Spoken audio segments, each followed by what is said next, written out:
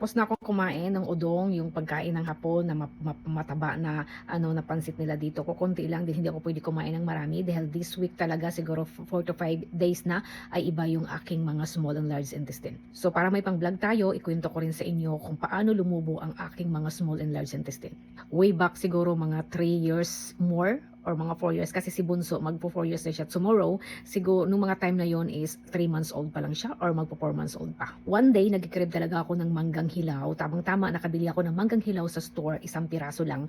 And tamang-tama meron akong bagoong dito galing sa Pinas, yung nakabote, bagoong alamang. One day yung day kumain ako siguro ng mga after lunch. Kumain ako ng after lunch dahil nagkikrib ako na parami yung kain ko. Yung isang buong mangga, hindi naman siya kalakihan pero malaki-laki din siya ng konti. Siyempre may bagoong ay sinawsaw ko siya sa bagoong. Just for example, today ako kumain. Yung effect nun sa akin ay kinabukasan na ng mga alas 5 na ng hapon. Nararamdaman ko yung baba ng aking sikmura, ibabaw ng aking pusod ay parang pinipiga ang aking party doon na yun pala ay yung malaking bituka ko ay nag-aalburuto na siya. Sa mga oras na yon, sa isang oras sasakit siya isang beses lang. Pero yung sakit niya, kung i-rate ko siya sa 1 to 10, nasa mga 3 pa lang. Hanggang sa naging every 40 minutes sumasakit siya. Tapos yung rate ng sakit niya ay nasa mga 5 na.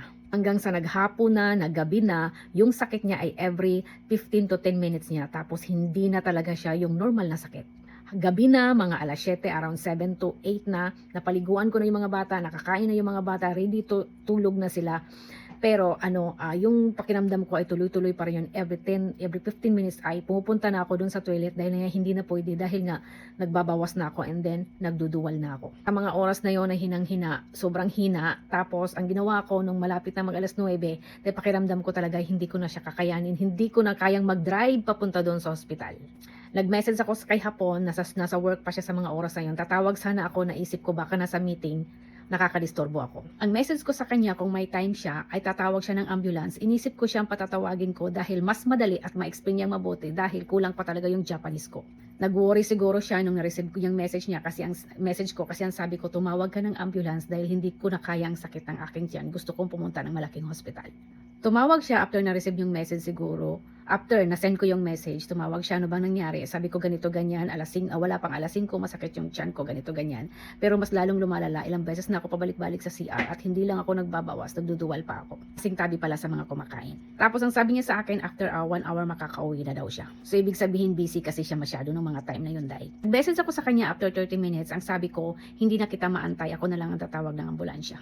Pero after mga 15 minutes nung nag-message ako sa kanya, nauwi na siya. Tapos ang sabi niya sa akin, nakatawag na daw siya ng ambulance. Nadatnan niya ako doon sa toilet na talagang yung boses ko ay talagang nagaganon na kasi nga wala na nga akong mailabas. Pero ganun pa rin yung nararamdaman ko na parang babaliktad na yung sikmura ko. Yung dalawang anak ko, yung babae at saka yung lalaking panganay ko, nag-worry na sobra. Siyempre si Bunso nung mga time na yon, 3 months old, 4 months old, nasa higaan lang siya, wala naman siyang alam. Tapos mga ilang minuto lang, wala pa sigurong 5 minutes, dumating na yung ambulance pala. Dumating na, pumasok sila dito and then nag-request ako na ako lang ang pupunta. Pero nag-ready na ako ng mga dadalhin ko in case na ma-confine ako. Tapos kasi bakit ko ni-request na ako lang ang pupunta na walang sasama sa akin? Dahil meron pa akong sanggol, walang magbabantay. Hindi ko pwedeng ibilin doon sa panganay ko kasi wala pa naman siyang 18 years old doon. Noon, kung ano pa mangyari, bata pa rin siya, di ba? Wala pa siya sa ganong isip. Tapos nung mga time na yun, yung babae umiiyak kasi gusto sumama sa akin. So mas maigi nandito yung ama nila. Pero alam kong balisa si Hapon dahil marami siyang iniwan na trabaho. Alam mo naman dito sa Japan, number 1 sa kanila ang trabaho. So, dinala na ako doon sa malaking hospital. Pagdating doon ay every 10 minutes o wala pang 10 minutes ay talagang nagduduwal ako. Talagang pabalik. Napakaswerte at napakaganda at nandito ako sa Japan. Napakaswerte ko. Ganun talaga yung sila mag-assist. As in, i-assist ka talaga. As in, wala kang pera, ay wala silang pakialam mo. Unahin yung buhay mo, parang ganun. Tapos, tinurukan, dinextrose ako. Kasi as in, drain na ako. Tapos, tinurukan ako ng pampa-stop ng pagduwal at saka pagbabawas. Tapos, sabi sa akin ay kailangan na akong i-confine. Ang sabi ko, Dok, hindi ako pwedeng i-confine dito dahil meron akong sanggol. Sabi ko, walang magbabantay sa sanggol ko at meron pa akong 4 years old. Tapos sabi niya, sabi ko, pwede bang gamot na lang? Nung mga time na yun, dahil lutang ako, masamang pakiramdam ko, minessage ko si Hapon, sabi ko, tumawag ka ngayon at kausapin mo tong doktor. Pero ang sabi ko sa doktor, na kulang yung nihongo ko, pwede ba kakausapin mo yung asawa ko? nag-oo naman siya, napakaswerte ko at mabait yung doktor na yun nag-ano sa akin, tumingin sa akin.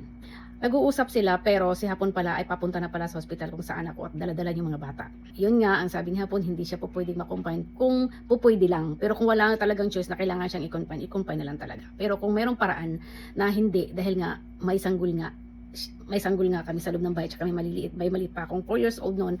And then, si Hapon kailangan umalis papunta out of town nung sa work niya. Hindi pwedeng ma-absent dahil nakasalalay ba yung mga trabaho dahil.